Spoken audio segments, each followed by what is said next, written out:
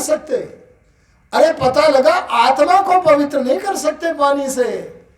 ए आर्य समाजियों, आज आपको सब मोर्चों में लड़ना है।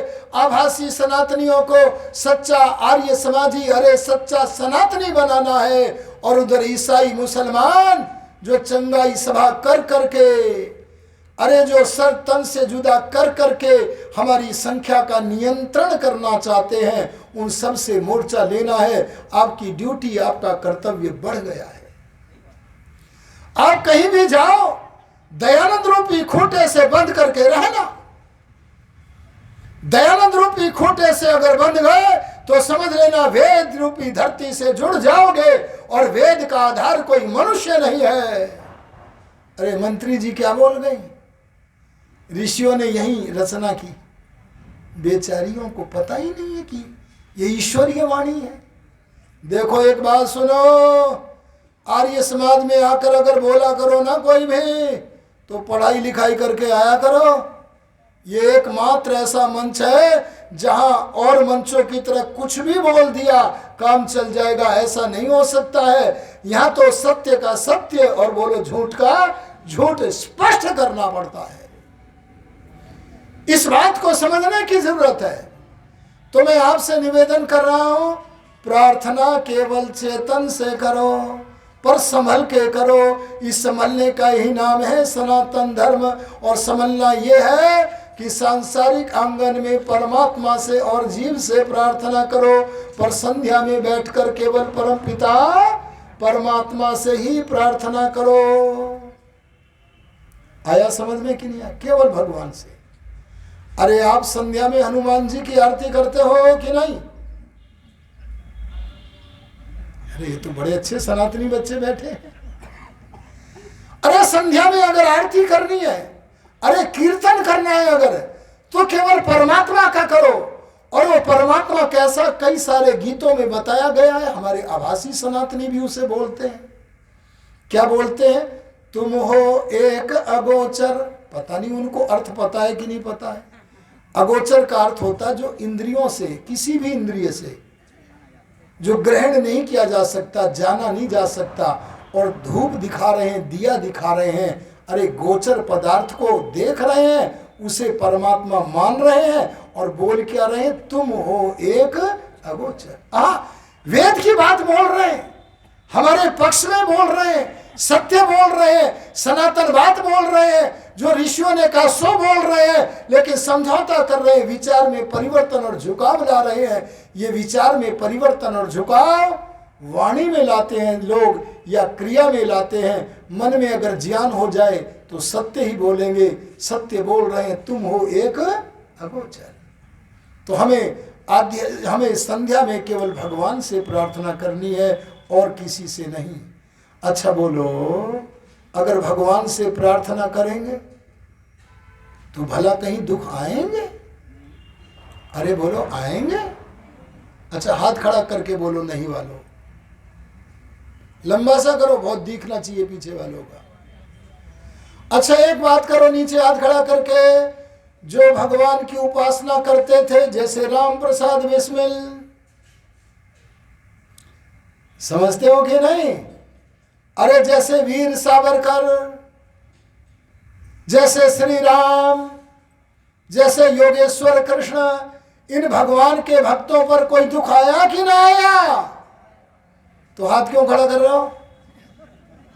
दयानंद बड़े सावधान होकर बोले, सनातनी होकर बोले, सत्य वक्ता बनकर बोले, झूठ को झूठ, सत्य को सत्य बताते हुए बोले आएंगे दुख, आएंगे आएंगे। बोले क्यों आएंगे? श्री राम जी से पूछो क्यों आएंगे।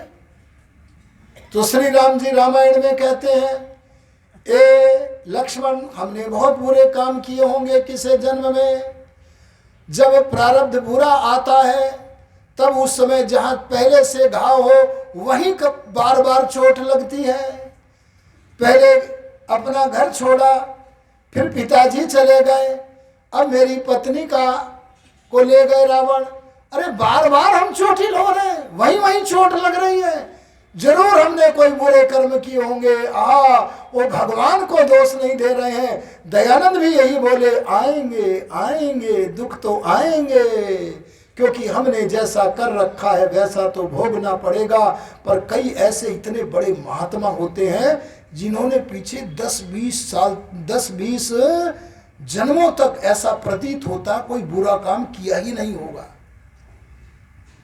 जैसे एक महात्मा का नाम लूं मैं, महर्षि दयानंद जैसा बड़ा महात्मा योगीराज कृष्ण जी महाराज को प्रमाण पत्र देते हुए लिखते हैं, क्या लिखते हैं? अरे कृष्ण को समझो दयानंद का उपनेत्र लगाकर, नहीं तो यही करते रहोगे माखन चोर और न जाने क्या क्या बोलते रहोगे।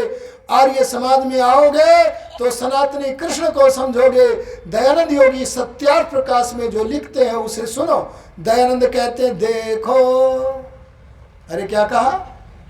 देखो माने अवधान धरो, ध्यान से सुनो। क्या? महाभारत में, अरे बोलो कहा?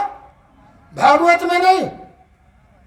भागवत मत पढ़ना, बड़ी गंदी पुस्तक है, उसमें बड़ा पाप लिखा हुआ है। कृष्ण जैसे हाई लेवल के आदमी के बारे में बड़ा गंदा लिखा है। दयानंद उसी बात को खोल रहे हैं और प्यार में भर के कृष्ण के लिए बता रहे हैं, जना रहे हैं। क्या कह रहे हैं? सुन लो वाक्य को ध्यान से। कृष्ण कैसे थे? अरे हम सनातनियों को कृष्ण को कैसा मानना चाहिए? दयानंद योगी सत्यार्थ प्रकाश में लिखते हैं, देखो महाभारत में, अरे कौन सी पुस्तक में? महाभारत में श्री कृष्ण का इतिहास अत्युत्तम है। उत्तम नहीं कहा, क्या कहा जी? अत्युत्तम है। वे एक आप्त महापुरुष थे, उनका जीवन महाभारत में ऐसा लिखा है जिन्होंने जन्म से लेकर मृत्यु पर्यंत एक भी बुरा कर्म नहीं किया। कितना बड़ा प्रमाण पत्र दे रहे हैं। लेकिन भागवत बनाने वाले ने, एक बात सुन लो, दयानंद योगी कहते भागवत को व्यास जी ने नहीं बनाया।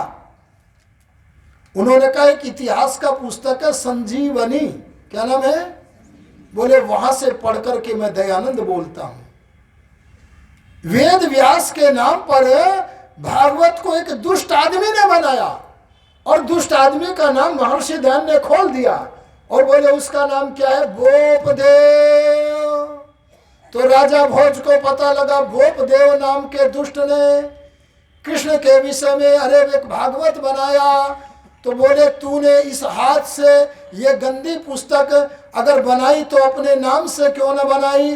तूने वेद व्यास जैसे महात्मा के नाम पर क्यों बनाई? अरे जिसने योग दर्शन का भाष्य किया उसके नाम पर क्यों बनाया? अरे वो तो आप्त महापुरुष था, वो ऐसी गलत बात नहीं सुन सकता, कह सकता। तो उन्होंने क्या दंड दिया जी राजा भोज ने? उसके हाथ काट दिए, ऐसा ऋषि दयानंद लिखते हैं। और हम सनातनी जय सनातन और पढ़ रहे हैं भागवत को। आर्यो ध्यान देना, अगर कृष्ण को समझना है तो दयानंद की लिखी हुई पंक्ति को सुनो, विचार करो। क्या कहते हैं? लेकिन भागवत बनाने वाले ने कृष्ण जैसे महान आत्मा के ऊपर अनुचित मन माने दोष लगाए हैं।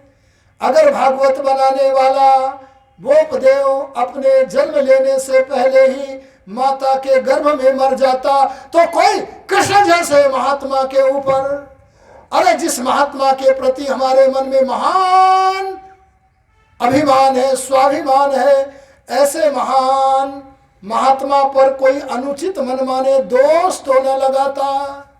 आर्य समाज को पीड़ा है तो इस बात की है कि आभासी सनातनियों ने कृष्ण जैसे महात्मा के ऊपर लांछन लगाना भी नहीं छोड़ा। आर्य समाज तो ये चाहता है कि सनातन धर्म के महान योद्धा, अरे महान योगी कृष्ण का वास्तविक स्वरूप हमारे सामने आवे, जिससे कि उसके व्यक्तित्व को पढ़कर, उसके कृतित्व को जानकर हम भी उस जैसा ही बनने का प्रयत्न करें। तो मैंने आपको क्या कहा? अगर हमें दुख आएगा, प्रार्थना करोगे तो भी आएगा, क्योंकि हमने कर रखा है। और कई बार तो जैसे मैंने उदाहरण कृष्ण जी का दिया कि वर्तमान जीवन में कोई पाप कर्म नहीं किया, मुझे लगता है कई महापुरुष तो जब ऋषि कोटि के बनते हैं तो पीछे के कई जन्मों में नहीं किया हुआ होता है। अरे अगर हम ब्रह्मचारी कृष्णदत्त जी को माने, मैं आपको अच्छा ये तो हो गया। हाँ, आपने सही संकेत कर दिया है। क्या करूं, मैं तो खो गया था। चलो 1-2 मिनट और ले लेता हूं। प्रार्थना का फल जरूर मिलता है।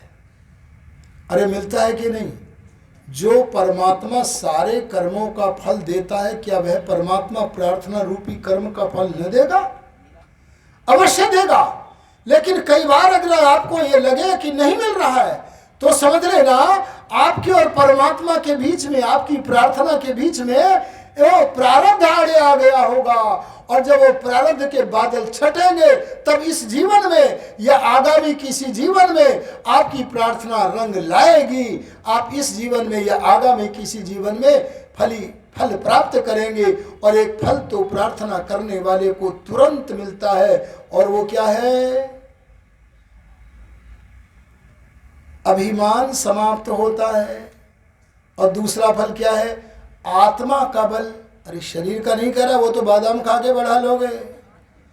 अरे आत्मा का बल परमात्मा के सानिध्य से इतना बढ़ता है, इतना बढ़ता है। अगर कभी कोई महान दुख आए तो लोग उसके दुख को देखते, हाय कितना दुख हो रहा होगा। लेकिन जब वह मुस्कुराता होगा तो कहते हैं लोग, भाई हमने धरती पर धैर्य का धनी ऐसा कोई भगवान का भक्त नहीं देखा।